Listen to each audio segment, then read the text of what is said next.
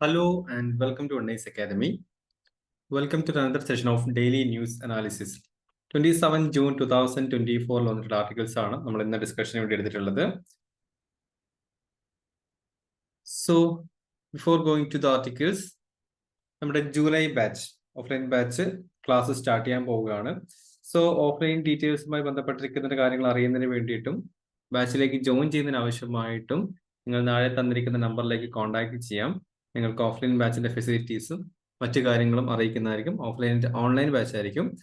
അപ്പൊ നിങ്ങൾക്ക് optional subject professional batches ആണെന്നുണ്ടെങ്കിൽ നിങ്ങൾക്ക് ഓൺലൈൻ ജോയിൻ ചെയ്യാം.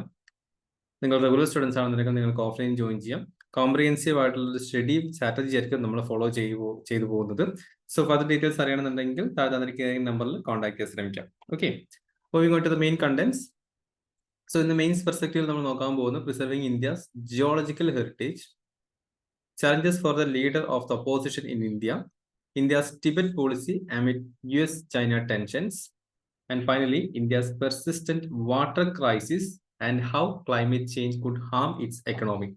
And in prelims perspective, impact of prolonged exposure to pollutants from coal mining and carbon tax in Denmark. Okay, without ado, നമുക്ക് first ആർട്ടിക്കിളിലേക്ക് പോകാം. Article taken from the Hindu news paper, preserving India's geological heritage. So ഈ article focus ചെയ്തിരിക്കുന്ന കാര്യം എന്ന് വെച്ച് കഴിഞ്ഞാൽ simple ആയിട്ട് Indian landscape എന്ന് വെച്ച് കഴിഞ്ഞാൽ കോസ്റ്റൽ പ്ലെയിൻ മുതൽ ഇന്ത്യൻ ലാൻഡ്സ്കേപ്പ് വെച്ചാൽ കോസ്റ്റൽ പ്ലെയിൻ മുതൽ അതുപോലെ തന്നെ high peaks, Himalayan high peaks വരെ വളരെ വിവിധമായിട്ടുള്ള ഒരു ലാൻഡ്സ്കേപ്പ് പാറ്റേൺസുകൾ, ടെറൈൻ പാറ്റേൺസുകളാണ് ഇന്ത്യക്കുള്ളത്. ഒരു period of time, billions of years കൊണ്ട് ജിയോമോളജിക്കൽ ആക്ടിവിറ്റീസുകൾ കൊണ്ടും പലതും ക്രിയേറ്റ് ആയിരിക്കുന്ന ഒരു ടെറൈൻസ് പാറ്റേൺസ് നമ്മുടെ ഇന്ത്യക്ക് ഉണ്ടെങ്കിൽ പോലും ഒരുപാട് വോൾക്കാനിക് എറപ്ഷൻസുകൾ, അല്ലെങ്കിൽ various locations, various minerals, various fossil collections. So ഇത്തരം കാര്യങ്ങൾ ഉണ്ടെങ്കിൽ പോലും ഇത്തരത്തിലുള്ള ഏരിയാസിനെ പ്രിസർവ് ചെയ്യാൻ ആവശ്യമായിട്ടുള്ള ഒരു അതോറിറ്റി ഇന്ത്യയിൽ ഇല്ല എന്നാണ് ഏറ്റവും ഇമ്പോർട്ടൻ്റ് കാര്യം. ഓക്കെ, ഒരു ആർക്കിയോളജിക്കൽ ഹിസ്റ്റോറിക്കൽ മോണ്യുമെന്റ്സ് ഇന്ത്യയിൽ കുറവാണ്. Okay, so for example archaeological historical monuments ഉള്ളതുപോലെ ഒരു ജിയോ ഹെറിറ്റേജ് അല്ലെങ്കിൽ ജിയോളജിക്കൽ ഹെറിറ്റേജ് സൈറ്റുകൾ ഇന്ത്യയിൽ ഇല്ല എന്നാണ് പറയുന്നത്. ഓക്കെ, ഒരു സ്പെസിഫിക് ആയിട്ടുള്ള ലോ അല്ലെങ്കിൽ സ്പെസിഫൈ ചെയ്യുന്ന ലെവലിൽ ഒരു നിയമങ്ങളോ ഇത്തരത്തിലുള്ള റിലിക്സുകളെ ജിയോളജിക്കൽ ഹെറിറ്റേജ് സൈറ്റുകൾ പ്രിസർവ് ചെയ്യാൻ ഇന്ത്യയിൽ അവൈലബിൾ അല്ല. So what's the significance of preserving geo heritage sites? ഇത് പ്രിസർവ് ചെയ്യുന്നതിന്റെ സിഗ്നിഫിക്കൻസ് എന്താണെന്നാണ് നമുക്ക് നോക്കാനുള്ളത്.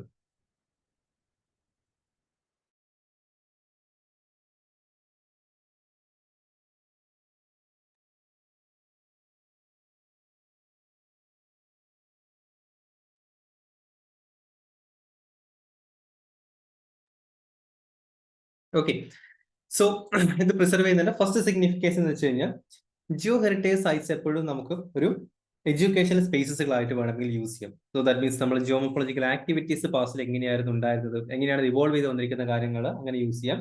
അതേപോലെ തന്നെ ഡിഫറെന്റ് കൈൻഡ്സ് ഓഫ് ജിയോളജിക്കൽ ഇവന്റ്സുകൾ, എസ്പെഷ്യലി ഇന്ത്യയിൽ നടന്നിരിക്കുന്ന ജിയോളജിക്കൽ ഇവന്റ്സുകൾ വേണമെങ്കിൽ നമുക്ക് ഐഡന്റിഫൈ ചെയ്യാൻ പറ്റും. ഫോർ എക്സാമ്പിൾ ക്രേറ്റർ അറ്റാക്കുകളും കാര്യങ്ങളും അതിലൂടെ ഉണ്ടായിരിക്കുന്ന ജിയോളജിക്കൽ ഫീച്ചേഴ്സുകളും കാര്യങ്ങളൊക്കെ നമുക്ക് ഇതിന്റെ പ്രിസർവേഷനിലൂടെ സ്റ്റഡി ചെയ്യാൻ സാധിക്കും. ഓക്കെ, സോ അതുപോലെ തന്നെ നമുക്ക് natural geological laboratories, different kinds of മിനറൽസിനെ പറ്റി നമുക്ക് സ്റ്റഡി ചെയ്യാൻ പറ്റും. അതേപോലെ തന്നെ ഇന്ത്യൻ ടെറൈൻസ് എങ്ങനെ എവല്യൂഷണറി സ്റ്റേജ് നമുക്ക് അറിയാൻ സാധിക്കുമെന്നാണ് പറയുന്നത്. So what are the difficulties in preserving geological sites in India? So എന്നിരുന്നാൽ പോലും എന്തുകൊണ്ടാണ് ഇന്ത്യയിൽ ജിയോളജിക്കൽ സൈറ്റ്സുകൾ പ്രിസർവ് ചെയ്യാൻ സാധിക്കാത്തത്? അപ്പൊ എന്താണ് ജിയോളജിക്കൽ സൈറ്റ്സുകൾ എന്ന് എസ്പെഷ്യലി ചോദിക്കുകയാണെന്നുണ്ടെങ്കിൽ നമ്മുടെ ദാലാ ക്രേറ്റർ മധ്യപ്രദേശിലുള്ളതുപോലെ അല്ലെങ്കിൽ മഹാരാഷ്ട്രയിലെ ലോണാർ ക്രേറ്റർ പോലെയുള്ള ജിയോളജിക്കലി ഇവോൾവ് ചെയ്ത് വന്നിരിക്കുന്ന പല സൈറ്റ്സുകളും നമുക്ക് പ്രൊട്ടക്ട് ചെയ്യാൻ സാധിക്കപ്പെടുന്നില്ല. സോ അതിന് പ്രൊട്ടക്ട് ചെയ്യണം എന്നാണ് ആർട്ടിക്കിളിൽ പറയുന്നത്. സോ എന്തുകൊണ്ട് നമുക്കിത് പ്രിസർവ് ചെയ്യാൻ പറ്റുന്നില്ല? First of all, limited traction and awareness. അപ്പൊ ഇത്തരം ഏരിയാസിനെ പറ്റിയുള്ള അവയർനെസ് വളരെ വളരെ വളരെ കുറവാണ്. ദാറ്റ് മീൻസ് ഈ ഒരു ജിയോളജിക്കൽ സൈറ്റ്സിന്റെ ഇമ്പാക്ട്സുകളും അതിന്റെ ഇമ്പോർട്ടൻസും എന്താണ്, എസ്പെഷ്യലി അതുപോലെ തന്നെ ഇതിനാവശ്യമായിട്ട് ഗ്ലോബൽ എഫേർട്ട്. ഓക്കെ, ഒരു ഗ്ലോബൽ എഫേർട്ട് നമുക്ക് ഇന്ത്യക്ക് ലഭിച്ചിട്ടില്ല. അപ്പം ഇൻസ്പൈറ്റ് നമ്മൾ ഇതിന്റെ സിഗ്നേറ്ററി ആണെങ്കിൽ പോലും നമുക്ക് ആവശ്യമായ ഗ്ലോബൽ എഫേർട്ട് ലഭിക്കുന്നില്ല, അല്ലെങ്കിൽ ആവശ്യമായ ഗ്ലോബൽ എഫേർട്ട് ഇന്ത്യ സ്വീകരിക്കാറില്ല ഇതിനെ പ്രൊട്ടക്ട് ചെയ്യാൻ ആവശ്യമായിട്ട്. ഫോർ എക്സാമ്പിൾ, നമ്മൾ പിന്നീട് നെക്സ്റ്റ് നോക്കാനുള്ളത് ആവശ്യമായിട്ടുള്ള അവയർനെസ് ജനങ്ങളുടെ ഇടയിൽ കിട്ടുന്നില്ല. ഇപ്പൊ മധ്യപ്രദേശിലെ ശിവപുരി ഡിസ്ട്രിക്റ്റിലാണ് നമ്മൾ ദാല ക്രേറ്റർ സ്ഥിതി ചെയ്യുന്നത്. ഓക്കെ, ഏകദേശം 1.5 to 2.5 million years ago create ആയിരിക്കുന്നതാണ് ദാല ക്രേറ്റർ. അതുപോലെ തന്നെ മഹാരാഷ്ട്രയിലെ ലോണാർ ക്രേറ്റർ നോക്കുകയാണെന്നുണ്ടെങ്കിൽ പോലും ഏകദേശം 5,76,000 ഇയേഴ്സ് എഗോ ആണ് ആ ഒരു ക്രേറ്റർ ഫോം ആയിട്ടുള്ളത്. ഓക്കെ, സോ അത്രത്തോളം ഒരു ഹൈലി ജിയോളജിക്കൽ ഹിസ്റ്ററി പ്രിസർവ് ചെയ്യുന്ന ആ ഒരു ഏരിയാസ് പോലും നമുക്ക് പ്രിസർവ് ചെയ്യാൻ സാധിക്കുന്നില്ല, അല്ലെങ്കിൽ അതിനെപ്പറ്റിയുള്ള അവയർനെസ് വളരെ കുറവാണ്. So then the development and mining, especially mining activities ഇന്ത്യയിൽ പല സ്ഥലങ്ങളിലും നടക്കുന്നുണ്ട് എന്നുള്ള കാര്യങ്ങൾ നമുക്കറിയാം. സോ ഈ ഒരു മൈനിങ് ആക്ടിവിറ്റീസിൽ റിയൽ എസ്റ്റേറ്റിന്റെ ഗ്രോത്തും അതുപോലെ തന്നെ റാമ്പന്റ് ആയിട്ടുള്ള മൈനിങ് ആക്ടിവിറ്റീസിലൂടെ തന്നെ ഫോസിൽ ക്യാരി ചെയ്തുകൊണ്ടിരിക്കുന്ന പലതരത്തിലുള്ള മിനറൽസുകളും റോക്സുകളും നമുക്കിവിടെ നഷ്ടപ്പെടുകയാണ് ചെയ്യുന്നത്. Okay, then lack of specific legislation. ഇപ്പം countries such as Canada and China, ഈ രാജ്യങ്ങളൊക്കെ നോക്കുകയാണെന്നുണ്ടെങ്കിൽ അവർക്ക് ജിയോ ഹെറിറ്റേജ് സൈറ്റ്സുകൾ ഉണ്ട്. ഓക്കെ, ജിയോ ഹെറിറ്റേജ് സൈറ്റുകൾ കാനഡ, ചൈന പോലുള്ള കാര്യങ്ങൾ നോക്കുകയാണെങ്കിൽ എസ്പെഷ്യലി അത് യുനെസ്കോയുടെ റെക്കമെൻഡേഷനോട് കൂടി തന്നെയാണ്. ഓക്കെ, യുനെസ്കോയുടെ റെക്കമെൻഡേഷൻ കൂടി തന്നെ, അല്ലെങ്കിൽ യുനെസ്കോ ഗൈഡ് ചെയ്തുകൊണ്ടിരിക്കുന്ന ജിയോളജിക്കൽ ഹെറിറ്റേജ് സൈറ്റുകൾ. ഫോർ എക്സാമ്പിൾ യെല്ലോ സ്റ്റോൺ, കാനഡയിലെ യെല്ലോ സ്റ്റോൺ നാഷണൽ പാർക്കുകൾ ഇപ്പൊ ജിയോളജിക്കൽ ഇമ്പോർട്ടൻസ് ഉള്ള ഒരു നാഷണൽ പാർക്കാണ്, വാട്ടർ സ്പ്രൗട്ട് ചെയ്തിരിക്കുന്ന ഒരു പാർക്കാണ്. അപ്പം സോ ആവശ്യമായിട്ടുള്ള പ്രൊട്ടക്ഷൻ അവർക്ക് ലഭിക്കുന്നുണ്ട്. സോ ഇന്ത്യ ഇതിലൊരു സിഗ്നേറ്ററി ആണെന്നുണ്ടെങ്കിൽ പോലും ഇന്ത്യക്ക് ആവശ്യമായിട്ടുള്ള ഒരു ലെജിസ്ലേഷൻ പോളിസീസും അല്ലെങ്കിൽ ജിയോ ഹെറിറ്റേജ് പ്രിസർവ് ചെയ്യേണ്ട ഒരു അവയർനെസ്സും ഇന്ത്യക്ക് ലഭിച്ചിട്ടില്ല. അതുപോലെ തന്നെ lack of adequate power. So ഇതിന്റെ പ്രിസർവേഷൻ കാര്യം ജിയോളജിക്കൽ സർവേ ഓഫ് ഇന്ത്യ ആണ് ഇത്തരത്തിലുള്ള ജിയോളജിക്കൽ ആക്ടിവിറ്റീസ് പ്രിസർവ് ചെയ്യുന്നത്. സോ GSI ഐഡന്റിഫൈ ഇന്ത്യയിൽ ആകമാനം 34 ഏരിയാസിനെയാണ് GSI ഐഡന്റിഫൈ ചെയ്തിട്ടുള്ളത്, ജിയോളജിക്കൽ സൈറ്റ്സുകളായിട്ട് ഐഡന്റിഫൈ ചെയ്തിട്ടുള്ളത്. ബട്ട് ഇതിൽ പോലും ആവശ്യമായിട്ടുള്ള പ്രിസർവേഷൻ മെഷേഴ്സുകൾ എടുക്കാൻ സാധിച്ചിട്ടില്ല. ഫോർ എക്സാമ്പിൾ നമ്മുടെ തിരുവനന്തപുരം വർക്കലയിലുള്ള ക്ലിഫുകൾ, അപ്പം ജിയോളജിക്കൽ ഒരുപാട് കാലം മുന്നേ, അതായത് അറേബ്യൻ സീന് ഓവർലുക്ക് ചെയ്തുകൊണ്ടിരിക്കുന്ന ക്ലിഫുകൾ ഒരുപാട് കാലം മുന്നേ ജിയോളജിക്കൽ അത്രത്തോളം പ്രിസർവ് ചെയ്ത് വെക്കാനുള്ള ഇമ്പോർട്ടൻ്റ് ആയിട്ടുള്ള ഏരിയ ആണ്. എന്നിരുന്നാൽ പോലും അപ്പം GSI അവിടുത്തെ ആക്ഷൻ റോക്സുകൾ അവിടെ ഐഡന്റിഫൈ ചെയ്തിട്ടുണ്ടെങ്കിൽ പോലും അത് പലപ്പോഴും ഡിമോളിഷ് ചെയ്യപ്പെടുകയാണ്. Even though by the district administration the landslide റിസ്കുകൾ കൊണ്ടാണെന്നുണ്ടെങ്കിലും തിരുവനന്തപുരം വർക്കലയുള്ള ക്ലിഫുകളും ആൻഷ്യന്റ് റോക്സുകൾ ഉള്ള ആ ഒരു ക്ലിഫുകളാണ് ഇപ്പോഴും നഷ്ടപ്പെട്ടു പോവുകയാണ് ചെയ്യുന്നത്. Then the half hearted measured by the government measures.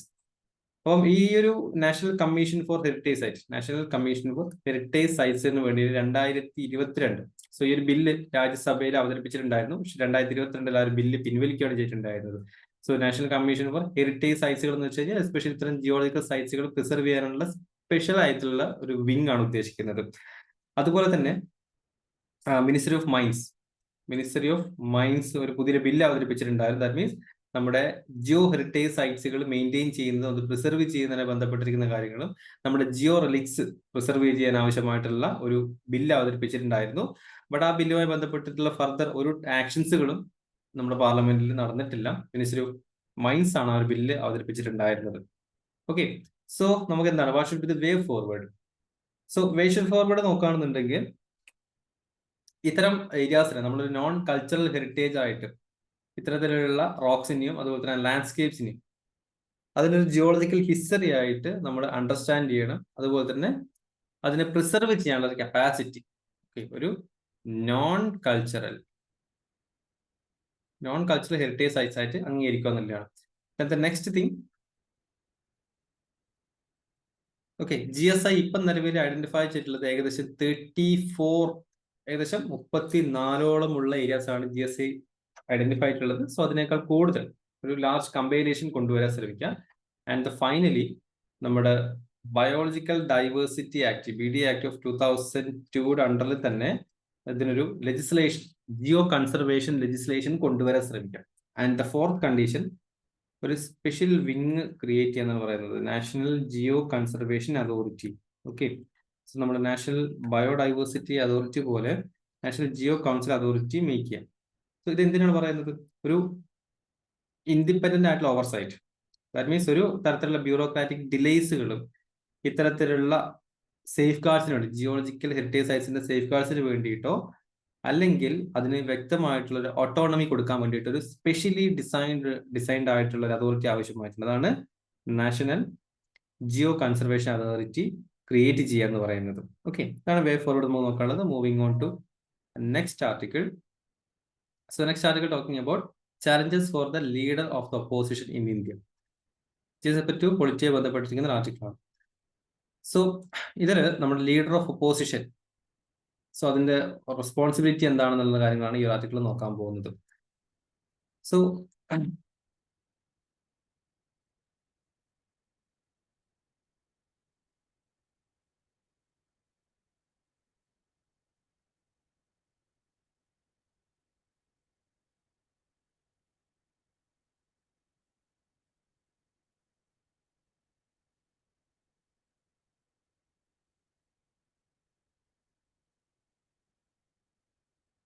Okay, so ഈ ആർട്ടിക്കിളിൽ നമ്മൾ ഫോക്കസ് ചെയ്യുന്ന ഒരു കാര്യം എന്ന് വെച്ച് കഴിഞ്ഞാൽ റീസെന്റ് ആയിട്ട് 2024 ജനറൽ ഇലക്ഷൻ കഴിഞ്ഞിട്ടുണ്ടായിരുന്നു. ബട്ട് 2019 ഇലക്ഷൻ അപേക്ഷിച്ചുള്ള ലാർജർ ആയിട്ടുള്ള ഒരു ഒപ്പോസിഷൻ പാർട്ടിയാണ്, അല്ലെങ്കിൽ ലാർജർ ആയിട്ടുള്ള ഒരു പ്രതിപക്ഷം നമുക്ക് ഇന്ത്യയിൽ ലഭിച്ചിട്ടുണ്ട് എന്ന് പറയാം. അതുകൊണ്ട് തന്നെ LOP, leader of opposition, so അവരുടെ ഒരു ദാറ്റ് മീൻസ് എസ്പെഷ്യലി പ്രതിപക്ഷ നേതാവിന്റെ ഒരു ചലഞ്ചസ്, അതുപോലെ തന്നെ അതിന്റെ ഇമ്പോർട്ടൻസ് എന്തൊക്കെയാണെന്ന കാര്യങ്ങളാണ് ഇൻ എഫക്റ്റീവ് പാർലമെന്ററി സിസ്റ്റത്തിൽ നമ്മൾ ഈ ആർട്ടിക്കിൾ നോക്കാൻ പോകുന്നത്. So first of all, what are the requirements for the leader of the opposition? So ഒരു ലീഡർ ഓഫ് ദ ഒപ്പോസിഷൻ ആവാൻ ആവശ്യം, പ്രതിപക്ഷ നേതാവിന് ആവശ്യമായിട്ടുള്ള റിക്വയർമെന്റ്സ് എന്താണ്? In 1950s order, that means direction 121 പ്രകാരം പറഞ്ഞിട്ടുള്ളത് opposition party must have 10% of votes. Okay, so 10% votes ലഭിക്കുന്ന ഒപ്പോസിഷൻ പാർട്ടിനെ ഒരു പാർലമെന്ററി പാർട്ടി ആയിട്ട് അംഗീകരിക്കുകയും അതിന്റെ നേതാവിന്, അല്ലെങ്കിൽ ആ ഒരു പാർട്ടി അംഗീകരിക്കപ്പെടുന്ന ആരെയാണോ അതിനെ നമ്മൾ ലീഡർ ഓഫ് ഒപ്പോസിഷനായി മാറ്റുമെന്നാണ് പറയുന്നത്. ഓക്കെ, സോ ഈ 10% പാർട്ടി, അല്ലെങ്കിൽ 1950 ഓർഡർ പ്രകാരം 10% വോട്ടുള്ള അല്ലെങ്കിൽ സീറ്റ്സ് ഉള്ള ആ ഒരു പാർട്ടിയെ പാർലമെന്ററി പാർട്ടിയായിട്ട് അംഗീകരിക്കും എന്ന് പറയുന്നുണ്ടെങ്കിൽ പോലും സ്പെസിഫിക് ആയിട്ടുള്ള മെൻഷൻസ്, സോ അതിൽ നിന്ന് ലീഡർ ഓഫ് ഒപ്പോസിഷൻ ആരാണ് എന്ന് സ്പെസിഫിക് ആയിട്ട് മെൻഷൻ ചെയ്യുന്നില്ല. But the second case, leader of opposition in Parliament Act of 1977 പ്രകാരം വ്യക്തമായിട്ട് ലീഡർ ഓഫ് ഒപ്പോസിഷൻ ആരാണെന്ന് ഡിഫൈൻ ചെയ്യുന്നത്. ഓക്കെ, മിനിസ്റ്റർ ഓഫ് പാർലമെന്ററി അഫയേഴ്സിൽ നിന്നാണ് ഈ ഒരു പാർലമെന്ററി ആക്ട് ഓഫ് 1977 വരുന്നത്. അപ്പൊ ഇതിൽ പറഞ്ഞിട്ടുള്ള കാര്യം എന്ന് വെച്ച് കഴിഞ്ഞാൽ party must be the largest in opposition and meet 10% member threshold. അതായത് ലാർജസ്റ്റ് ഒപ്പോസിഷൻ ആയിരിക്കണം, അതുപോലെ തന്നെ 10% വോട്ട് ഷെയർ അവർക്ക് ഉണ്ടായിരിക്കണം എന്നാണ് പറയുന്നത്. 2019 ഇലക്ഷൻ നോക്കുകയാണെന്നുണ്ടെങ്കിൽ കോൺഗ്രസിന് മാത്രമായിട്ട് 52 മെമ്പേഴ്സ് മാത്രമായിരുന്നു, 52 MPs മാത്രമായിരുന്നു കോൺഗ്രസിന് ഉണ്ടായിരുന്നത്. സോ അതുകൊണ്ട് തന്നെ അവർക്കൊരു largest opposition, that means 10% criteria പോലും അവർക്ക് ഫോളോ ചെയ്യാൻ പറ്റിയിട്ടുണ്ടായിരുന്നില്ല. ഓക്കെ, അതുകൊണ്ട് തന്നെ LOP post, that means leader of opposition post അവർക്ക് ക്ലെയിം ചെയ്യാൻ പറ്റില്ല. ബട്ട് ഇൻ 2024 കേസിൽ നോക്കുകയാണെന്നുണ്ടെങ്കിൽ ഇന്ത്യ ബ്ലോക്ക് നിർണ്ണയിക്കുന്ന ലാർജർ ആയിട്ടുള്ള ഒരു ഒപ്പോസിഷൻ, നമുക്കുള്ള ഒരു ശക്തമായ പ്രതിപക്ഷം നമുക്ക് ഉണ്ട് എന്ന് പറയാം. ഓക്കെ, 10th ഷെഡ്യൂൾ നോക്കുകയാണെന്നുണ്ടെങ്കിൽ 10th ഷെഡ്യൂളിൽ പറഞ്ഞിരിക്കുന്നത് എന്താണ്? സോ റിക്വയർമെന്റ് ആണ് നമ്മൾ പറഞ്ഞുകൊണ്ടിരിക്കുന്നത്. സോ 10th ഷെഡ്യൂളിൽ റിഗാർഡ്ലെസ് ഓഫ് സൈസ്, 1950s ഓർഡറിൽ 10% സീറ്റ് വേണമെന്നതിനേക്കാൾ കൂടുതൽ റിഗാർഡ്ലെസ് ഓഫ് സൈസ് ഈ ഗ്രൂപ്പ് ക്ലാസിഫിക്കേഷൻ ഒഴിവാക്കാം. ഓക്കെ, സോ LOP എന്ന് പറഞ്ഞിട്ടുള്ളത് ചേഞ്ചിങ് എൻവയറമെന്റ് അനുസരിച്ച്, ചേഞ്ചിങ് സിനാരിയോന് അനുസരിച്ചിട്ട് അഡോപ്റ്റ് ചെയ്തുകൊണ്ടിരിക്കുക എന്നാണ് പറഞ്ഞിട്ടുള്ളത്. That is recognizing all political parties irrespective of their numbers and in the house. അതായത് 10% ഉണ്ടെങ്കിൽ മാത്രമേ അവരെ പൊളിറ്റിക്കൽ പാർട്ടീസ് ആയിട്ട് അംഗീകരിക്കൂ. സോ അങ്ങനെ ഉണ്ടെങ്കിൽ മാത്രമാണ്, അല്ലെങ്കിൽ അവർ സ്വതന്ത്രമായിട്ടാണ് അംഗീകരിക്കുക 1950s ഓർഡർ പ്രകാരം. ഇല്ലെങ്കിൽ അവർ പറയുന്ന കാര്യങ്ങളൊന്നും കേൾക്കേണ്ട. That means as A leader of opposition എന്ന ലെവലിലേക്ക് അവർ പറയുന്ന കാര്യങ്ങൾ അംഗീകരിക്കപ്പെടേണ്ട എന്നുള്ളതാണ്. ബട്ട് 10th ഷെഡ്യൂൾ പറഞ്ഞിട്ടുള്ളത് അവരുടെ നമ്പേഴ്സോ കാര്യങ്ങളോ നോക്കേണ്ട ആവശ്യമില്ല. അതിനേക്കാൾ ഉപരി ഇപ്പം അവരെല്ലാവരും ഒപ്പോസിഷനിലുള്ള എല്ലാ പാർട്ടീസിന്റെ ഒരു കൺസൻസസ് അപ്രോച്ചിൽ ഒരു ലീഡർ ഓഫ് ഒപ്പോസിഷൻ സെലക്ട് ചെയ്യുകയാണെന്നുണ്ടെങ്കിൽ നല്ലതാണ്. അതാണ് 10th ഷെഡ്യൂൾ പറയുന്നത്. ചേഞ്ചിങ് സിനാരിയോനുസരിച്ചിട്ട് അവരുടെ പാറ്റേൺ ചേഞ്ച് ചെയ്തുകൊണ്ടിരിക്കുകയാണ്. So what's the role of the leader of opposition in the Westminster system? So നമ്മൾ ഇന്ത്യൻ സിസ്റ്റം അല്ല പറയുന്നത്, ഇന്ത്യൻ സിസ്റ്റം അഡോപ്റ്റ് ചെയ്യുന്നത് പാർലമെന്ററി വ്യവസ്ഥയായിട്ടുള്ള ബ്രിട്ടീഷ് പാർലമെന്ററി വ്യവസ്ഥയായിട്ടുള്ള വെസ്റ്റ് മിനിസ്റ്റർ സിസ്റ്റമാണ് നമ്മൾ ഫോളോ ചെയ്യുന്നുണ്ടെങ്കിൽ പോലും ചെറിയ ചെറിയ വ്യത്യാസങ്ങളുണ്ട്. But in Westminster system especially പറയുകയാണെന്നുണ്ടെങ്കിൽ ബ്രിട്ടൻ വ്യവസ്ഥിതിയിൽ എങ്ങനെയാണ് ഒരു ലീഡർ ഓഫ് ഒപ്പോസിഷൻ അല്ലെങ്കിൽ ഒരു ഒപ്പോസിഷൻ ലീഡർ ആക്ട് ചെയ്യുന്നുള്ള കാര്യങ്ങളാണ് നമുക്ക് നോക്കാനുള്ളത്. So prime minister in waiting, prime minister waiting എന്ന് വെച്ച് കഴിഞ്ഞാൽ ഇൻ കേസ് ഏതെങ്കിലും കാരണവശാൽ നിലവിലുള്ള ഗവൺമെന്റോ നിലവിലുള്ള പ്രൈം മിനിസ്റ്ററോ നോ കോൺഫിഡൻസ് മോഷനിൽ പരാജയപ്പെട്ട് താഴേക്ക് പോവുകയാണ്, അല്ലെങ്കിൽ മറ്റെന്തെങ്കിലും കാരണം കൊണ്ട് പരാജയപ്പെട്ട് താഴേക്ക് പോകുകയാണെന്നുണ്ടെങ്കിൽ ഉടനെ തന്നെ നെക്സ്റ്റ് പ്രൈം മിനിസ്റ്റർ ആവാനുള്ള ആള് ഈ ലീഡർ ഓഫ് ഒപ്പോസിഷൻ ആയിരിക്കും. അതുകൊണ്ടാണ് പ്രൈം മിനിസ്റ്റർ ഇൻ വെയിറ്റിംഗ് എന്ന് പറയുന്നത്. Then they can form A shadow cabinet. Okay, originally form ചെയ്തിരിക്കുന്ന ഗവൺമെന്റിന് ഒരു സ്ട്രോങ് ആയിട്ടുള്ള ക്യാബിനറ്റ് ഉണ്ടായിരിക്കും. അതേപോലെ തന്നെ ഈ ഒരു ഒപ്പോസിഷൻ പാർട്ടികൾ, ലാർജസ്റ്റ് ഒപ്പോസിഷൻ പാർട്ടിക്ക് വേണമെന്നുണ്ടെങ്കിലും, ഓക്കെ, ലാർജസ്റ്റ് ഒപ്പോസിഷൻ പാർട്ടിക്ക് വേണമെങ്കിൽ ഒരു ഷാഡോ ക്യാബിനറ്റ് ഫോം ചെയ്യാം. ഓക്കെ, ഒരു ലെജിറ്റിമേറ്റ് അല്ല, ബട്ട് ഷാഡോ ക്യാബിനറ്റ് ഫോം ചെയ്ത് ഈ ക്യാബിനറ്റ് വർക്ക് ചെയ്യുന്ന പോലെ തന്നെ ഈ ക്യാബിനറ്റിൽ നടക്കുന്നാണെന്നുണ്ടെങ്കിലും ഗവൺമെന്റ് ഇറക്കുന്ന പോളിസീസ്, അതിന്റെ ഓൾട്ടർനേറ്റീവ്സ്, അതിനെ ക്രിട്ടിസൈസ് ചെയ്യുക, അതിന് ഓൾട്ടർനേറ്റീവ്സ് പറഞ്ഞു കൊടുക്കുക, ഇത്തരം കാര്യങ്ങളൊക്കെ ഒപ്പോസിഷൻ പാർട്ടിയുടെ ഷാഡോ ക്യാബിനറ്റ് കൊണ്ട് ചെയ്യാൻ സാധിക്കും. ദെൻ പോളിസി സ്ക്രൂട്ടനി, വ്യക്തമായിട്ട് ഈ പോളിസികൾ നമുക്ക് സ്ക്രൂട്ടനൈസ് ചെയ്യാൻ ആർക്ക് സാധിക്കും? ഒരു എഫക്റ്റീവ് ആയിട്ടുള്ള ആൾട്ടർനേറ്റീവ് പോളിസികളും ഈ ഷാഡോ ക്യാബിനറ്റ് കൊണ്ട് സാധിക്കും. Then communication with prime minister. In British ട്രഡീഷനിൽ നോക്കുകയാണെന്നുണ്ടെങ്കിൽ പ്രൈം മിനിസ്റ്റർ, ബ്രിട്ടീഷ് ട്രഡീഷനിൽ നോക്കുകയാണെങ്കിൽ പ്രൈം മിനിസ്റ്റർ വളരെ ഡീറ്റെയിൽഡ് ആയിട്ടുള്ള ഒരു ഇൻഫർമേഷൻസ്, എന്തെങ്കിലും മേജർ ആയിട്ടുള്ള പോളിസി ഇറക്കുന്നുണ്ടെങ്കിൽ ഒപ്പോസിഷൻ പാർട്ടി നേതാവിന് വ്യക്തമായിട്ട് അത് പറഞ്ഞു നൽകണം. ഓക്കെ, അത് ഡയറക്ട്ലി അവരുമായിട്ട് കമ്മ്യൂണിക്കേറ്റ് ചെയ്യണം, ഓപ്പോസിഷൻ പാർട്ടി നേതാവുമായിട്ട്, ഒരു പ്രതിപക്ഷ നേതാവുമായിട്ട് ഞങ്ങൾ ഇങ്ങനെ മേജർ പോളിസി ഇറങ്ങാൻ പോകണം. സോ അങ്ങനത്തെ ഒരു കാര്യമാണ് വെസ്റ്റ് മിനിസ്റ്റർ സിസ്റ്റത്തിൽ നമ്മൾ ഫോളോ ചെയ്യുന്നത്. ദാറ്റ് മീൻസ് ഒരു open and free communication channel. But in the Indian context നോക്കുകയാണെന്നുണ്ടെങ്കിൽ India especially in the Westminster മോഡലാണ് ഇന്ത്യൻ പാർലമെന്ററി വ്യവസ്ഥ ഫോളോ ചെയ്യുന്നുണ്ടെങ്കിലും ഇതില്ലാത്ത രണ്ടും ട്രഡീഷൻ ആണെന്ന് ഷാഡോ ക്യാബിനറ്റും അതുപോലെ തന്നെ കമ്മ്യൂണിക്കേഷൻ വിത്ത് പ്രൈം മിനിസ്റ്ററും ഇന്ത്യയിൽ ഫോളോ ചെയ്യാത്ത രണ്ട് പ്രാക്ടീസ് ആണ്. Okay, so shadow cabinet use ചെയ്യാമെന്ന് 1977 പാർലമെന്റ് ആക്ടിൽ പറയുന്നുണ്ടെങ്കിൽ പോലും എസ്പെഷ്യലി അത് വ്യക്തമായിട്ട്, ഓക്കെ, ഒരു സ്റ്റാറ്റ്യൂട്ടറി മാത്രമായിട്ടാണ് ഈ ഒരു നിയമം നിലനിൽക്കുന്നത്. ഡീറ്റെയിൽ ആയിട്ട് നമ്മൾ ഈ ഒരു വ്യവസ്ഥിതി ഇന്ത്യൻ കണ്ടീഷൻസിൽ നിൽക്കുന്നില്ല. Okay, so what are the challenges for the leader of the opposition India? എന്തൊക്കെയാണ് ലീഡർ ഓഫ് ഒപ്പോസിഷൻ ഫേസ് ചെയ്യുന്ന ചലഞ്ചുകൾ? അത് കാര്യം ഡൈവേഴ്സിഫൈ ചെയ്തിരിക്കുന്ന opposition maintaining unity. That means diversify opposition എന്ന് വെച്ച് കഴിഞ്ഞാൽ ഒപ്പോസിഷൻ പാർട്ടി നമുക്ക് നോക്കുകയാണെന്നുണ്ടെങ്കിൽ ഒരുപാട് പാർട്ടീസിന്റെ കൾമിനേഷൻ ആണ് അല്ലെ. ഇന്ത്യ ബ്ലോക്ക് ആണ്, റീസെന്റ് ഇന്ത്യ ബ്ലോക്ക് ആണെന്നുണ്ടെങ്കിൽ ഒരുപാട് പാർട്ടീസിന്റെ കൾമിനേഷൻ ആണ് ഈ ഒരു ഒപ്പോസിഷൻ. അതുകൊണ്ട് തന്നെ ഡിഫറെന്റ് കൈൻഡ്സ് ഓഫ് ഐഡിയോളജീസ് ആണ്, ഇപ്പൊ ഡിഫറെന്റ് കൈൻഡ്സ് ഓഫ് വ്യൂ പോയിന്റുകളായിരിക്കും ഓരോ പോളിസിന്റെ ബേസിലാണെന്നുണ്ടെങ്കിലും. അതുകൊണ്ട് തന്നെ യൂണിറ്റി മെയിൻറ്റെയിൻ ചെയ്യാനും ബുദ്ധിമുട്ടാണ്. ഡൈവേഴ്സിഫൈ ചെയ്തിരിക്കുന്ന ഒപ്പീനിയൻസ് ആയതുകൊണ്ട് തന്നെ എല്ലാവരും ഒരു അംബർലയിൽ കൊണ്ടുവരാൻ പ്രശ്നമാണ്, യൂണിറ്റി മെയിൻറ്റെയിൻ ചെയ്യാൻ പ്രശ്നമായിരിക്കും. അതുപോലെ തന്നെ കഴിഞ്ഞ 10 വർഷമായിട്ട് ഇന്ത്യൻ കണ്ടക്സിൽ മാത്രം നോക്കുകയാണെന്നുണ്ടെങ്കിൽ 10 വർഷമായിട്ട് സ്ട്രോങ് ആയിട്ടുള്ള റൂളിംഗ് പാർട്ടി ഉള്ളത് കൊണ്ട് തന്നെ ഒപ്പോസിഷൻ പാർട്ടിനെ ഓവർ ഷാഡോ ആണ് ചെയ്തുകൊണ്ടിരിക്കുന്നത്. അതായത് വ്യക്തമായിട്ട് അവരെ റെക്കഗ്നൈസ് ചെയ്യപ്പെടുന്നില്ല എന്നാണ് പറയുന്നത്. Role as a critic. അപ്പം ഒപ്പോസിഷൻ പാർട്ടി കഴിഞ്ഞ 10 വർഷമായിട്ടാണെന്നുണ്ടെങ്കിലും ഒരു വീക്കർ ഏരിയയിൽ നിൽക്കുകയാണെന്നുണ്ടെങ്കിൽ പോലും ഈ ഒരു ഒപ്പോസിഷൻ പാർട്ടി പറയുന്ന പല കാര്യങ്ങളും ഇവര് അംഗീകരിക്കപ്പെടില്ല, അല്ലെങ്കിൽ അവരതിനെ, ആ ഒരു ക്രിട്ടിക്സുകൾ ഗവൺമെന്റിന്റെ ആക്ഷൻസിനെ ഇൻഫ്ലുവൻസ് ചെയ്യാറില്ല. അപ്പൊ ഗവൺമെന്റ് ഒരു പോളിസി ഇറക്കുന്നു, അതിനെ ഒപ്പോസിഷൻ പാർട്ടി, പ്രതിപക്ഷം അതിനെ എതിർക്കുന്നുണ്ടെങ്കിൽ പോലും ആക്ച്വൽ ഇംപ്ലിമെന്റേഷൻ വരുന്ന സമയത്ത് ആ ഒരു എതിർക്കലോ ആ ക്രിറ്റിസിസം ഒരിക്കലും ഇതിനെ ഇൻഫ്ലുവൻസ് ചെയ്യപ്പെടുന്നില്ല എന്നാണ് പറയുന്നത്.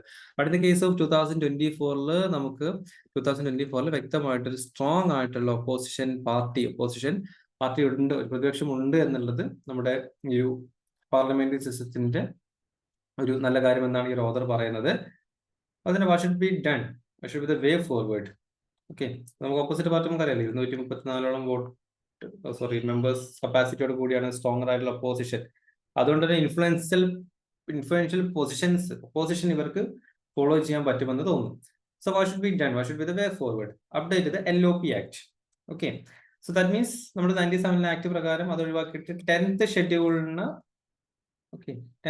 അലൈൻ ചെയ്യുന്ന ലെവലിൽ, that means recognising all parties regardless of their size. പിന്നെ promote opposition unity. That means LOP എന്ത് ചെയ്യണം? യൂണിറ്റി മേക്ക് ചെയ്യുന്നതിന് വേണ്ടിയിട്ട്, ഡൈവേഴ്സിഫൈ ചെയ്തിരിക്കുന്ന ആളുകളാണ്, അതിനിടയിൽ ഒരു യൂണിറ്റി മേക്ക് ചെയ്യാൻ ഉദ്ദേശിക്കുക. ദാറ്റ് മീൻസ് ഒരു കളക്റ്റീവ് ഉള്ള സ്ട്രെങ്ത് ആവശ്യമായിട്ടുണ്ട്. നേരത്തെ പറഞ്ഞ പോലെ തന്നെ ഡൈവേഴ്സിഫൈ ആയിരിക്കുന്ന ഒപ്പോസിഷൻ ആണെന്നുണ്ടെങ്കിലും ഒരു യൂണിറ്റി പ്രൊമോട്ട് ചെയ്യാൻ ശ്രമിക്കുക. then enhance the communication. Okay, so open communication. ഈ വെസ്റ്റ് മിനിസ്റ്റർ മോഡൽ നമ്മൾ കണ്ടിട്ടുണ്ടായിരുന്നു, പ്രൈം മിനിസ്റ്ററും LOPയും തമ്മിലുള്ള ഓപ്പൺ കമ്മ്യൂണിക്കേഷൻ ഉണ്ടായിരുന്നു. സോ ആ ഒരു കമ്മ്യൂണിക്കേഷൻ എൻഹാൻസ് ചെയ്യാൻ ശ്രമിക്കുക. Learn from the history. That means Jawaharlal നെഹ്റുയുടെ പ്രാക്ടീസ്, ദാറ്റ് മീൻസ് ഒപ്പോസിഷൻ പാർട്ടിനെ വാല്യൂ ചെയ്യണം. അതായത് പ്രതിപക്ഷം എന്ന് വെച്ച് കഴിഞ്ഞാൽ ഒരു സ്ട്രോങ് ആയിട്ടുള്ള സിസ്റ്റമാണ്. ഒരു ഹെൽത്തി ആയിട്ടുള്ള പാർലമെന്ററി ഡെമോക്രസിക്ക് ഡിബേറ്റ്സുകളും ക്രിട്ടിസൈസേഷനും ആവശ്യമായിട്ടുണ്ട്. അതുകൊണ്ട് തന്നെ ജവഹർലാൽ നെഹ്റു അംഗീകരിച്ചിരിക്കുന്ന ഒരു കാര്യമാണ് സ്ട്രോങ് ആയിട്ടുള്ള ഒരു ഒപ്പോസിഷൻ പാർട്ടി എന്നുള്ളത്, അവരുടെ വാല്യൂ എന്താണെന്നുള്ളത്. സോ അതുകൊണ്ട് തന്നെ ഒരു ഹെൽത്തി പാർലമെന്ററി ഡെമോക്രസിക്ക് ആവശ്യമായിട്ട് ഈ ഒരു ഹിസ്റ്ററിയിൽ നമുക്ക് കാര്യങ്ങൾ പഠിച്ചെടുക്കാവുന്നതാണ്. Okay, then form the shadow cabinet. Government പോളിസീസിനെ സ്ക്രൂട്ടനൈസ് ചെയ്യാൻ വേണ്ടിയിട്ട് ഒരു ഷാഡോ ക്യാബിനറ്റ് ഫോം ചെയ്യും. അപ്പൊ ഇതിലുമാണ് നമുക്ക് ഒരു ആർട്ടിക്കിൾ നോക്കാനുള്ളത്. Moving on to next article, India's Tibet. Okay സാറേ ഒരു ഡൗട്ട് ചോദിച്ചോടെ. ആ ചോദിച്ചു.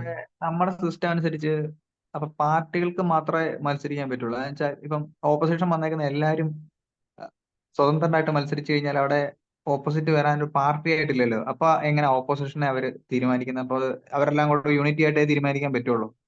ഒപ്പോസിഷൻ വന്നിരിക്കുന്ന ഒരു പാർട്ടിക്ക് പാർലമെന്റിൽ വന്നു കഴിഞ്ഞാൽ ഏതെങ്കിലും ഒരു പാർട്ടിയുമായിട്ട് അവർക്ക് നിൽക്കാം. അല്ല സാറേ, അപ്പൊ എല്ലാവരും സ്വതന്ത്രമായി പോയി കഴിഞ്ഞാൽ അപ്പൊ അവർക്ക് പാർട്ടി ഇല്ലല്ലോ, എല്ലാവരും സ്വതന്ത്രമല്ലേ? അങ്ങനെ സിസ്റ്റം വരുവാണെന്നുണ്ടെങ്കിൽ അപ്പൊ എന്നാ ചെയ്യാം? എല്ലാവരുടെ ഓപ്പോസിറ്റ് ജോയിൻ ചെയ്തൊരു ഓപ്പോസിഷൻ നിർമ്മിക്കേണ്ടി വരുമോ? എല്ലാവരും സ്വതന്ത്രമായി നിൽക്കുകയാണെന്നുണ്ടെങ്കിൽ അവരകത്ത് നിന്നെന്തെങ്കിലും പുതിയൊരു പൊളിറ്റിക്കൽ ഫോർമേഷൻ കൊണ്ടുവരണം. എന്നാ മാത്രമേ ഓപ്പോസിഷനായിട്ട് നിൽക്കാൻ പറ്റുള്ളൂ അല്ലേ? പാർട്ടി എന്ന് മാത്രമേ പറയുന്നുള്ളൂ. പാർട്ടി എന്ന് വെച്ച് കഴിഞ്ഞാൽ ഇന്ന രീതിയിൽ ഡിഫൈൻ ചെയ്യുന്നില്ല. ഓക്കെ.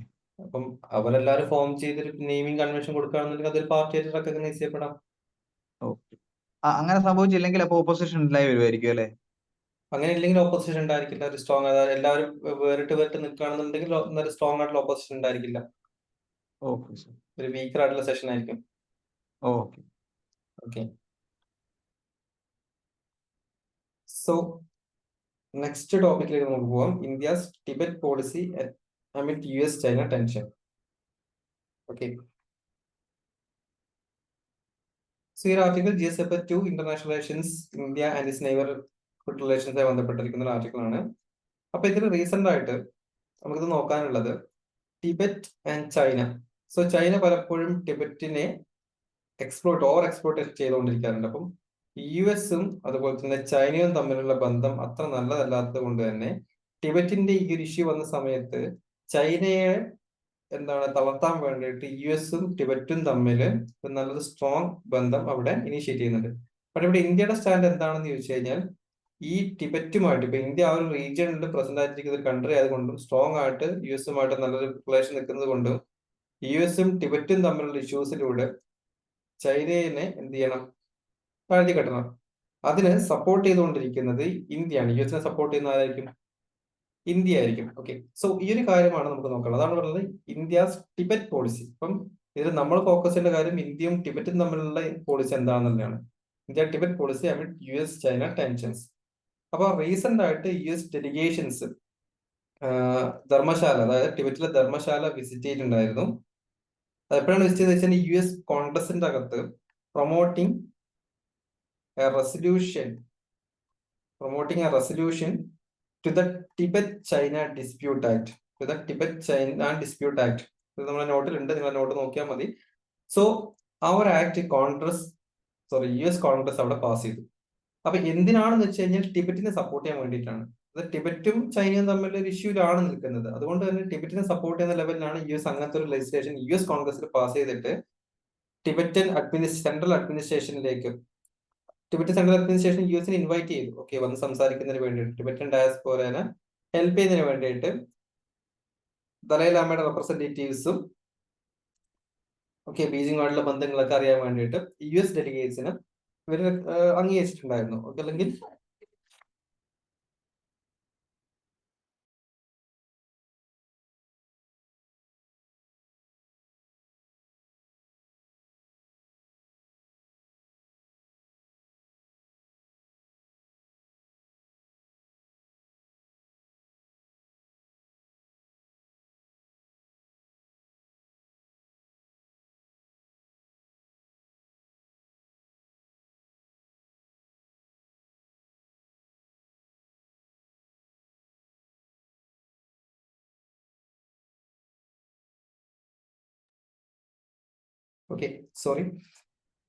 സോ ഇപ്പം റീസെന്റ് ആയിട്ട് നടന്നുകൊണ്ടിരിക്കുന്ന ഈ ഒരു കാര്യം മാത്രം. അപ്പൊ ഇതിൽ ഇന്ത്യയുടെ സപ്പോർട്ട് എന്താണ്?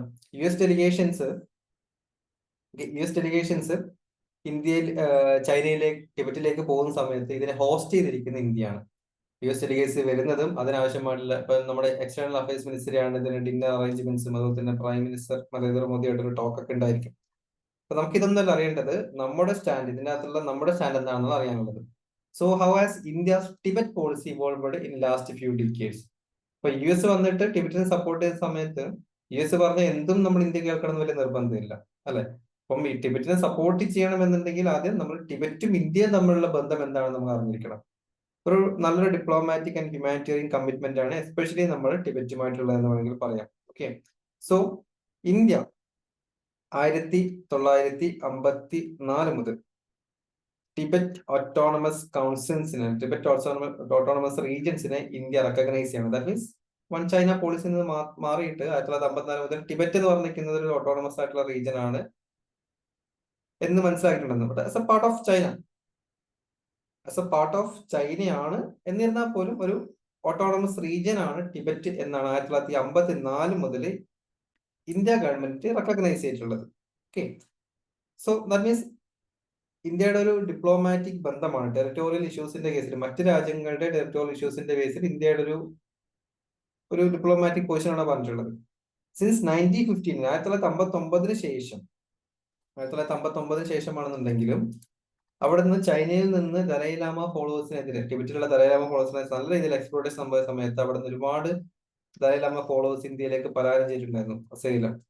അസൈലം സീക്കേഴ്സിന് ആവശ്യമായിട്ടുള്ള സപ്പോർട്ടും റെഫ്യൂജി സ്റ്റാറ്റസുകളും നമ്മൾ ഇന്ത്യ ഒരുപാട് നൽകിയിട്ടുണ്ടായിരുന്നു. അത് നമ്മുടെ ഹ്യൂമാനിറ്റേറിയൻ കമ്മിറ്റ്മെന്റിനെയും ഫോക്കസ് ചെയ്യുന്നത്. ദാറ്റ് മീൻസ് നമ്മുടെ ഡിപ്ലോമാറ്റിക് റിലേഷൻസ് ആണെങ്കിൽ ഹ്യൂമാനിറ്റേറിയൻ കമ്മിറ്റ്മെന്റ് ആണെങ്കിൽ ചൈനയെ മൊത്തമായിട്ട് അംഗീകരിച്ചില്ല, ടിബറ്റിനെ അംഗീകരിച്ചു. ചൈനയുടെ പാർട്ട് എന്ന ലെവലിലാണ് ടിബറ്റിനെ അംഗീകരിച്ചത്, ഓട്ടോണമസ് റീജിയൻ എന്ന് അംഗീകരിച്ചു. Change stands due to China's district. But ഈ ഒരു സ്റ്റാൻഡ് ഒക്കെ മാറി ചൈനയുടെ പലതരത്തിലുള്ള ആക്ടിവിറ്റികളെടുത്ത് നമ്മൾ മാറാൻ തുടങ്ങി. എസ്പെഷ്യലി അരുണാചൽ പ്രദേശിലെ തവാങ് മൊണാസ്ട്രീന്റെ പല ഭാഗങ്ങളും ചൈന റീനെയിം ചെയ്യുന്നു, ചൈന ക്ലെയിം ചെയ്തു ചൈനയുടെ മാപ്പിലേക്ക് മാറ്റുന്നു എന്നുള്ള ഒന്നാമത്തെ കാര്യം. രണ്ടാമത്തെ കണ്ടീഷൻ വെച്ച് കഴിഞ്ഞാൽ ഇന്ത്യ ചൈന തമ്മിലുള്ള ടെറിട്ടോറിയൽ ഡിസ്പ്യൂട്ടുകളും. സോ ഈ ഒരു കാര്യങ്ങൾ, അതുപോലെ തന്നെ ജമ്മു ആൻഡ് കാശ്മീരിൽ നമ്മുടെ ഇന്റേണൽ വയലൻസുകൾ ഉണ്ടാക്കാൻ വേണ്ടി ജമ്മു ആൻഡ് കാശ്മീരിലുള്ള പല ആളുകൾക്കും സ്റ്റേബിൾഡ് വിസ ചൈനയിലേക്ക് ജമ്മു ആൻഡ് കാശ്മീർ റെസിഡൻസിന് ചൈന നൽകിയിട്ടുണ്ടായിരുന്നു. ദാറ്റ് മീൻസ് ഇന്ത്യയിൽ ഒരു ഇന്റേണൽ എമർജൻസി അല്ലെങ്കിൽ ഇന്റേണൽ വയലൻസുകൾ ക്രിയേറ്റ് ചെയ്യുന്നതാണ് ചൈനയുടെ ഒരു ഉദ്ദേശിക്കുന്നത്. ഓക്കെ, അപ്പം ഈ ഒരു കാര്യങ്ങൾ വന്നതോടെ തന്നെ നമ്മളും ചൈനയും തമ്മിലുള്ള, ഇന്ത്യയും ചൈനയും തമ്മിലുള്ള റിലേഷൻസിൽ ചെറിയൊരു ക്രാക്ക് വന്നു തുടങ്ങി. ഓക്കെ, അപ്പം അതുവരെ പബ്ലിക്കലി വൺ ചൈന പോളിസി എന്ന് അംഗീകരിച്ചുകൊണ്ടിരിക്കുന്ന നമ്മൾ, ദാറ്റ് മീൻസ് വിയറ്റ്നാം ഉൾപ്പെടെയുള്ള രാജ്യങ്ങൾ ചൈനയുടെ അണ്ടറിലുള്ള രാജ്യമാണ് അല്ലെങ്കിൽ ചൈനയുടെ അണ്ടറിലുള്ള ടെറിട്ടറീസ് ആണ് എന്ന് പബ്ലിക്കലി വൺ ചൈന പോളിസി അംഗീകരിച്ചിരിക്കുക നമ്മൾ പിന്നെ പബ്ലിക്കലി വൺ ചൈന പോളിസി അംഗീകരിക്കാതെ തുടങ്ങി. ദാറ്റ് മീൻസ് വിയറ്റ്നാം എന്ന് സെപ്പറേറ്റ്, ടിബറ്റിൻ ഓട്ടോണമസ് റീജിയൻ അല്ലെങ്കിൽ ടിബറ്റ് നോക്കാൻ സെപ്പറേറ്റ് റീജിയൻ എന്ന രീതിയിൽ അംഗീകരിക്കാൻ തുടങ്ങി.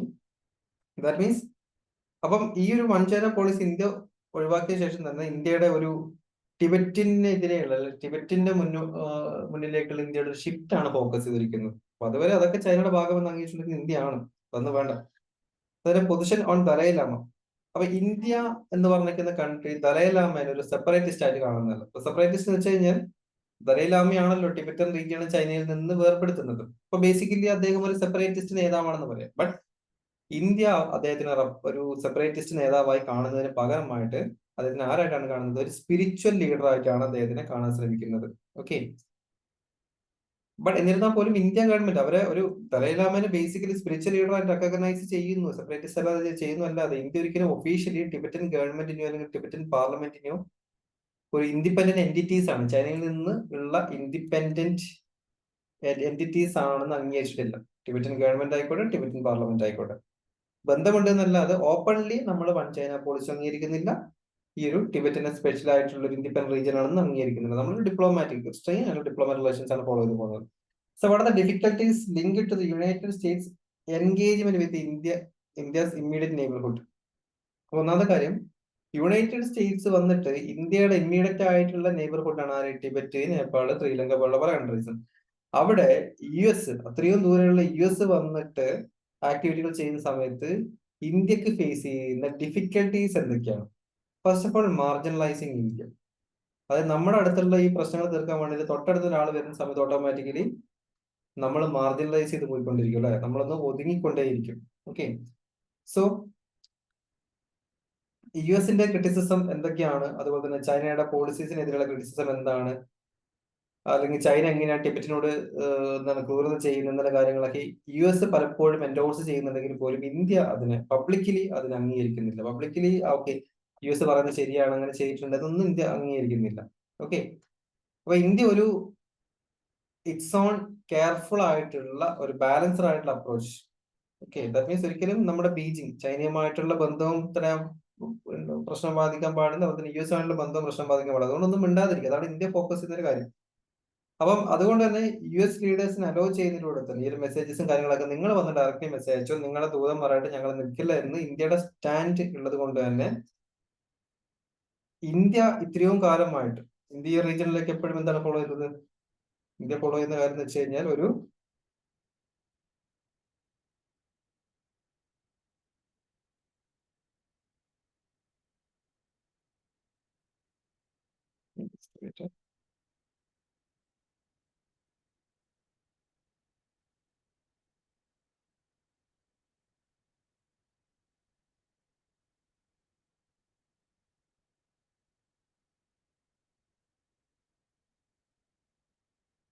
ഓക്കെ.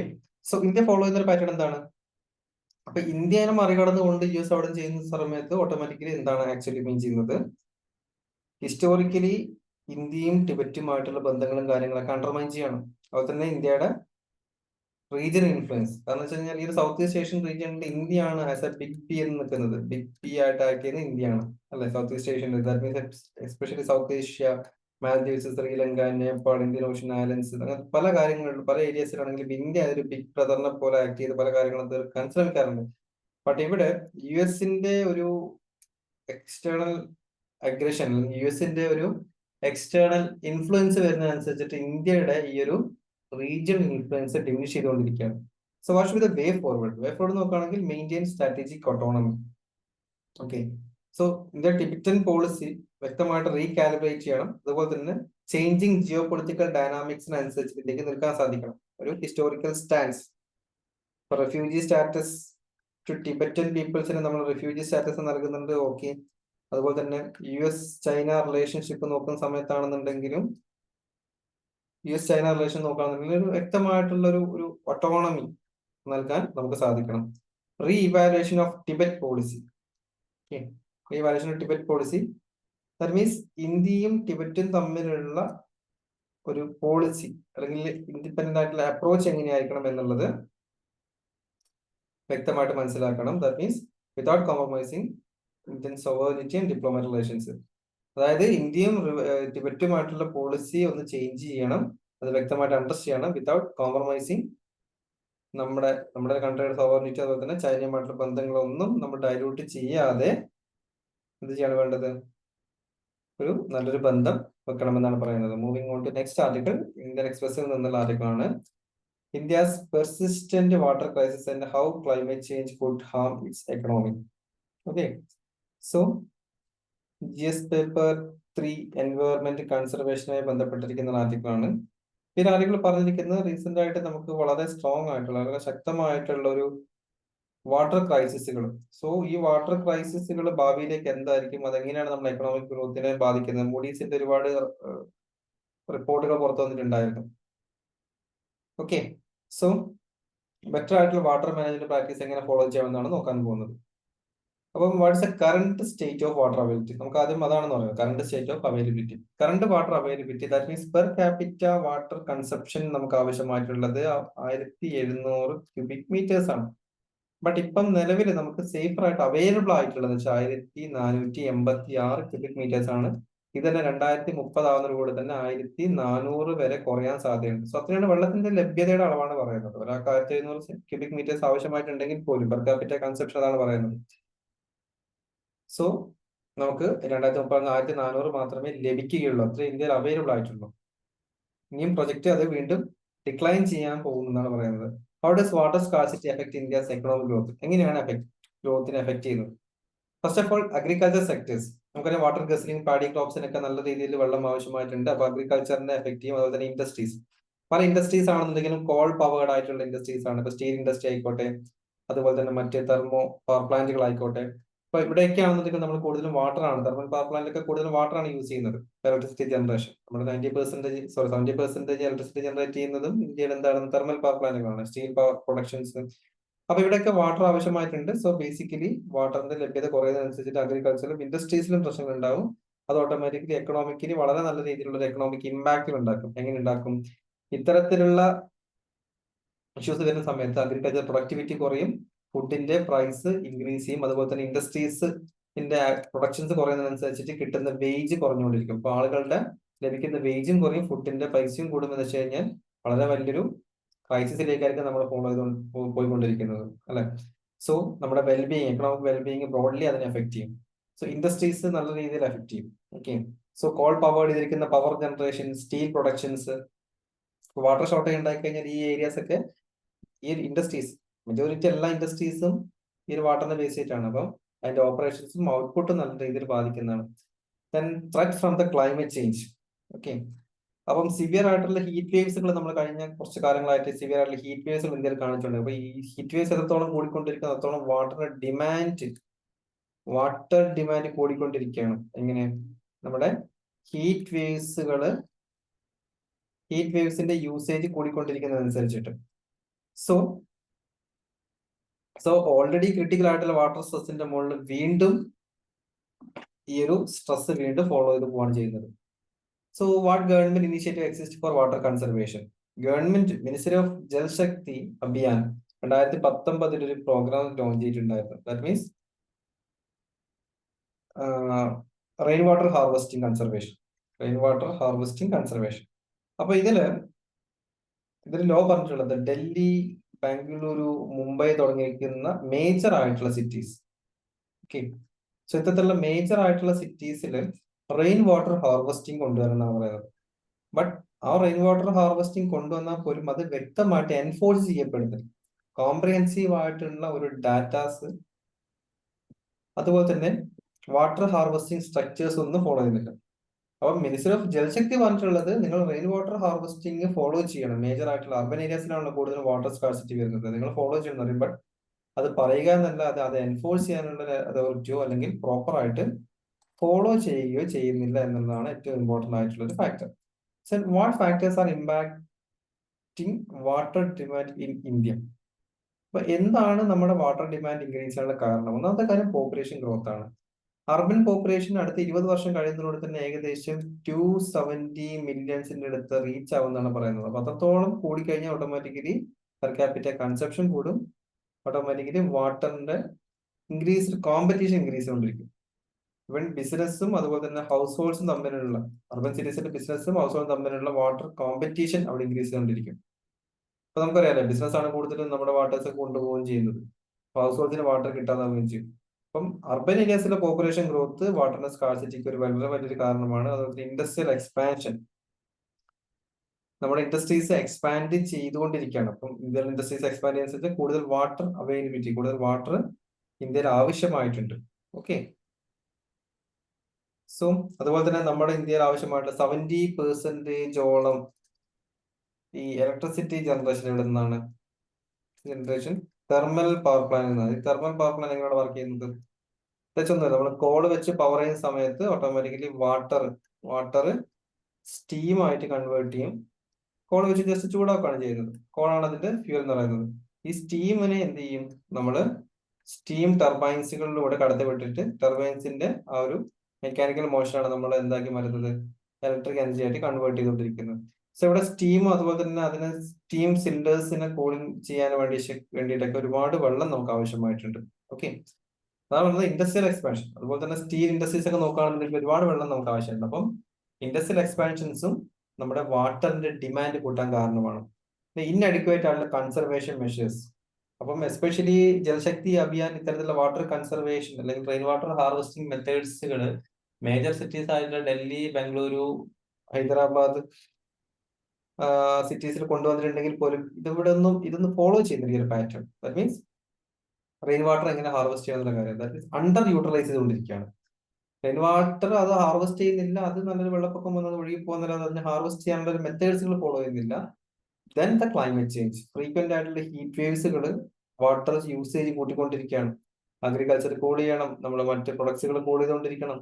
അങ്ങനെ ഒരുപാട് ഡിമാൻഡുകൾ നമുക്ക് ആവശ്യമാണ്. അപ്പൊ ഈ ഡിമാൻഡുകളും ഈ പ്രഷറുകളും ഓട്ടോമാറ്റിക്കലി വാട്ടർ റിസോഴ്സ് വളരെ സ്കാർസ് ആയിട്ട് ഉപയോഗിക്കേണ്ട അവസ്ഥയിലേക്ക് പോവുകയാണ്.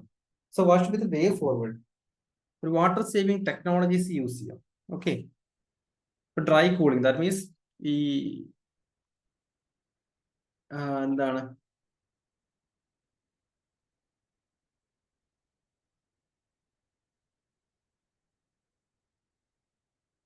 സ്റ്റീൽ പവർ പ്ലാന്റും കാര്യങ്ങളൊക്കെ നോക്കുകയാണെന്നുണ്ടെങ്കിൽ അവിടെ കൂളിംഗ് ഏജന്റ് ആയിട്ട് വാട്ടർ ഉപയോഗിക്കും. അപ്പൊ ഈ കൂളിംഗ് ഏജന്റ് ആയിട്ട് ഉപയോഗിക്കുന്ന വാട്ടർ ഉപയോഗിക്കുന്ന ആ ഒരു ഏരിയാസിനകത്തൊക്കെ നമുക്ക് നോൺ ഫ്രഷ് വാട്ടേഴ്സ് ഉപയോഗിച്ചിട്ട് കൂളിംഗ് ഇൻക്രീസ് ചെയ്യാൻ എന്നാണ് പറയുന്നത്. Okay, that means fresh water റിസോഴ്സിന്റെ ഡിപ്പെൻഡൻസി കുറക്കുക, അതാണ് ഉദ്ദേശിക്കുന്നത്. ഫ്രഷ് വാട്ടർ റിസോഴ്സിന്റെ ഡിപ്പെൻഡൻസി കുറച്ചുകൊണ്ട് കൂളിംഗ് വാട്ടേഴ്സുകൾ കൂടുതലും റീയൂസ് ചെയ്യുന്ന വാട്ടേഴ്സ് ഉപയോഗിക്കാം. ദെൻ വാട്ടർ പ്രൈസിങ് എൻഹാൻസ് ചെയ്യാം. ഇത് കുറച്ചുകൂടി ഒന്ന് റീസണബിൾ ആയിട്ട് അവരെ കൊണ്ട് നിർപ്പിക്കാൻ വേണ്ടിയിട്ടാണ് വാട്ടർ പ്രൈസിങ് ഇൻക്രീസ് ചെയ്യാൻ പറയുന്നത്. ദാറ്റ് മീൻസ് റെസ്പോൺസിബിൾ ആയിട്ട് അവർ യൂസ് ചെയ്തുകൊണ്ടിരിക്കും. അതിന് എന്ത് ചെയ്യണം? ഗ്രൗണ്ട് വാട്ടർ സപ്ലൈസുകൾ കുറച്ച് കുറക്കാൻ വേണ്ടിയിട്ടും ഈ ഹൗസ് ഹോൾഡ്സിൽ വരുന്ന സമയത്ത് വാട്ടർ പ്രൈസിങ് കുറച്ചൊന്ന് ഇൻക്രീസ് ചെയ്ത് കൊടുത്തു കഴിഞ്ഞാൽ ഓട്ടോമാറ്റിക്കലി അവർ റെസ്പോൺസിബിൾ ആയിട്ട് ആളുകൾ വെള്ളം ഉപയോഗിക്കാൻ തുടങ്ങും. Okay, so moving on to prelims based article. ചെറിയ 2 ആർട്ടിക്കിൾസ് ആണ് നമുക്ക് നോക്കാനുള്ളത്. Impact of prolonged exposure to pollutants from coal mining. അപ്പം ഈ ഒരു എക്സാമ്പിൾസിൽ നമ്മൾ 2-3 എക്സാമ്പിൾസ് ആണ് എടുക്കുന്നത്. അതുകൊണ്ട് തന്നെ ആ ഒരു എക്സാമ്പിൾസ് വേണമെന്നുണ്ടെങ്കിൽ അത്യാവശ്യം പഠിച്ചു വെക്കുന്നത് നമുക്ക് കുറച്ചുകൂടി നല്ലതായിരിക്കും. ഓക്കെ, സോ ഇപ്പൊ റീസെന്റ് ആയിട്ട് സ്റ്റഡീസ് കണ്ടക്ട് ഉണ്ടായിരുന്നു. അപ്പൊ സ്റ്റഡീസ് എവിടെയാണ് കണ്ടക്ട് ചെയ്തിട്ടുള്ളത് വെച്ച് കഴിഞ്ഞാൽ ഏകദേശം ഈ ഒരു സർവേയിൽ പറയുന്നത് നാഷണൽ ഫൗണ്ടേഷൻ ഓഫ് ഇന്ത്യ ആണ് ഈ സർവേ എടുത്തിട്ടുള്ളത്. നാഷണൽ ഫൗണ്ടേഷൻ ഫോർ ഇന്ത്യ പറഞ്ഞിട്ടുള്ളത് പ്രൊലോങ്ഡ് ആയിട്ടുള്ള ഈ കോൾ മൈൻസിൽ വരുന്ന പൊല്യൂട്ടൻസുമായിട്ട് എക്സ്പോസ് ചെയ്യുന്ന സമയത്ത് നമുക്ക് വൈഡ് സ്പ്രെഡ് ആയിട്ടുള്ള സ്കിൻ ഡിസീസുകൾ അതുപോലെ തന്നെ മറ്റ് റെസ്പിറേറ്ററി ഇഷ്യൂസുകളും ഉണ്ടാവുന്നുണ്ടെന്നാണ് പറയുന്നത്. അപ്പോൾ ഫൈൻഡിങ്സ് ഓഫ് സ്റ്റഡീസ് എന്താണ് പറയുന്നത് വെച്ച് കഴിഞ്ഞാൽ സ്കിൻ ഡിസീസ് ആൻഡ് റെസ്പിറേറ്ററി ഇഷ്യൂസുകൾ മൈൻഡ് വർക്ക് ചെയ്യുന്ന ആളുകൾക്ക്. അപ്പൊ ഇത് എഫക്റ്റഡ് ഡിസ്ട്രിക്ട്സുകളാണ് നമുക്ക് ഇമ്പോർട്ടൻ്റ് നോക്കാനുള്ളത്. കോറിയ ആൻഡ് ഡ്രൈഗ ഇത് ഛത്തീസ്ഗഡില്. ഓക്കെ, അതുപോലെ തന്നെ Dhanbad and Ramgarh, Jharkhand, Angul and Jajpur, Odisha. So ഇവിടെയാണ് മെയിൻ ആയിട്ടുള്ള 3 സ്ഥലങ്ങളിൽ സ്റ്റഡീസ് കണ്ടക്ട് ചെയ്തിട്ടുള്ളത്. അപ്പൊ ഇവിടുത്തെ സ്റ്റഡീസ് കണ്ടക്ട് ചെയ്ത സമയത്ത് ഏകദേശം 65% ആളുകൾക്ക് വരെ എന്തൊക്കെ ഇഷ്യൂസുകളുണ്ട്? റെസ്പിറേറ്ററി ഇഷ്യൂസ് ആൻഡ് സ്കിൻ ഡിസീസുകളുണ്ട്. Especially like chronic bronchitis, asthma, എൻസീമിയ, ഡെർമറ്റൈസ്, ഫംഗൽ ഇൻഫെക്ഷൻ തുടങ്ങിയ കാര്യങ്ങളുണ്ട്. അതുകൊണ്ട് നമ്മുടെ മെഡിക്കൽ എക്സ്പെൻസ് ഒരു household expense per month 300-ൽ നിന്ന് ഏകദേശം 1000-ലേക്ക് കൂടി എന്നാണ് പറയുന്നത്. അവരുടെ ഇയർലി മെഡിക്കൽ എക്സ്പെൻസ് മാത്രം നോക്കുകയാണെങ്കിൽ 28,461 രൂപ വരെ അവരുടെ ഇയർലി ആവറേജ് എക്സ്പെൻസ് കൂടുന്നു എന്നാണ് പറയുന്നത്. അതുകൊണ്ട് ഭയങ്കര വൾണറബിൾ ആയ സിറ്റുവേഷൻ ആണ്. ദാറ്റ് മീൻസ് ഇവർ മാത്രമല്ല, കോൾ മൈനിൽ വർക്ക് ചെയ്യുന്ന ആൾക്കാർ മാത്രമല്ല, കോൾ മൈൻസിലെ ചുറ്റുപാട് നിൽക്കുന്ന ആൾക്കാരാണെങ്കിൽ പോലും വളരെ വൾണറബിൾ ആയിട്ടുള്ള ഒരു സിറ്റുവേഷനിലൂടെയാണ് അവർ കടന്നുകൊണ്ടിരിക്കുന്നത്. ഓക്കെ, കോൾ മൈൻസ് ചുറ്റുമുള്ള സ്ഥലത്താണെന്നുണ്ടെങ്കിൽ ഇത്തരത്തിലുള്ള പൊല്യൂട്ടൻസ് കൂടുതലും അവിടെ വരികയും അവരുടെ ഹെൽത്ത് വളരെ സിവിയർ ആയിട്ടുള്ള ഹെൽത്ത് ഇഷ്യൂസ് ഉണ്ടാക്കാനും കാരണമാകുന്നുണ്ട്. അപ്പൊ ധൻബാദ് ആൻഡ് രാംഗർ എന്ന് വെച്ച് കഴിഞ്ഞാൽ ധൻബാദും രാംഗറും ഈ ഒരു ജാർഖണ്ഡിലെ ഏരിയാസ് എന്ന് വെച്ചാൽ ഹൈലി പൊല്യൂട്ടഡ് ആയിട്ടുള്ള രീതിയിലാണ് പോകുന്നത്. Okay, that means more vulnerable ആണ് ഈ ഏരിയാസിന്റെ അകത്ത്. Higher incidents of lung disease and skin diseases report ചെയ്തിരിക്കുന്നത് ധൻബാദ് ആൻഡ് രാംഗർ എന്നാണ്. അപ്പോൾ കൂടുതലും ഈ ഒരു മൈൻസിന്റെ അടുത്ത്, ജാർഖണ്ഡിലെ പല ആൾക്കാർ മൈൻസിന്റെ അടുത്താണ് താമസിക്കാറുള്ളത്. ഈ എന്തിനു വേണ്ടിയിട്ട്? ജോലി സാധ്യതക്കും കാര്യങ്ങൾക്കൊക്കെ വേണ്ടിയിട്ട്. Okay, so economic impact and transition. Study focus ചെയ്തുകൊണ്ടിരിക്കുന്ന കാര്യം എന്ന് വെച്ചാൽ ജസ്റ്റ് ട്രാൻസിഷൻ ആണ്. ദാറ്റ് മീൻസ് സ്റ്റഡി പറഞ്ഞിട്ടുള്ള ജസ്റ്റ് ട്രാൻസിഷൻ മെത്തേഡ്. ഇപ്പൊ എന്താണ്? കോൾ മൈനിങ് ജോബിൽ നിന്ന് അടുത്ത ജോബ്സിലേക്ക് പോകുന്നുള്ള ജസ്റ്റ് ട്രാൻസിഷൻ ആണ് പറഞ്ഞുകൊണ്ടിരിക്കുന്നത്. But the actual case transition ചെയ്ത് കഴിഞ്ഞാൽ അടുത്ത ജോബ് ഏതാണ്? ഇപ്പൊ കോൾ മൈനിങ്സിന്റെ അകത്ത് നിൽക്കുന്ന സമയത്താണെന്നുണ്ടെങ്കിലും transitioning away from the coal is expected to cause significant job loss. ഇപ്പൊ ഇത്ര ആളുകൾക്ക് ജോബ് ലോസുകൾ ഉണ്ടാവുന്നതല്ലാതെ അത് എക്കണോമിക് ഡൗൺ ടേൺസിലൂടെയും അതുപോലെ തന്നെ കോൾ ഡിപ്പെൻഡന്റ് ആയിട്ടുള്ള റീജിയൻസിനും കോൾ ഡിപ്പെൻഡന്റ് ആയിട്ടുള്ള ഫാമിലീസിനും അത് ബാധിക്കുമെന്നാണ് പറയുന്നത്. അപ്പൊ സോഷ്യൽ ആൻഡ് എക്കണോമിക് ഡിസ്പാരിറ്റീസ് ഇഷ്ടംപോലെ ഉണ്ടായിരിക്കും. കാരണം ഇറഗുലർ ആയിട്ടുള്ള റെഗുലർ പാറ്റേജ് ആണ്. അപ്പൊ ധൻബാദ് ആൻഡ് കൊറിയയിൽ നോക്കുകയാണെന്നുണ്ടെങ്കിൽ, ഓക്കെ, ധൻബാദ് ആൻഡ് കൊറിയയിൽ നോക്കുകയാണെന്നുണ്ടെങ്കിൽ